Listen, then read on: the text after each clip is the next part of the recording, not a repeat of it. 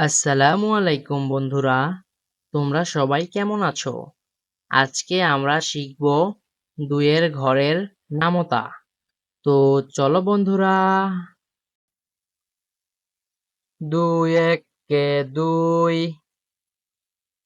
২ দুকানো ৪, ৩ দুকানো ৬, ৪ দুকানো ৮, ৫ দুকানো ১০,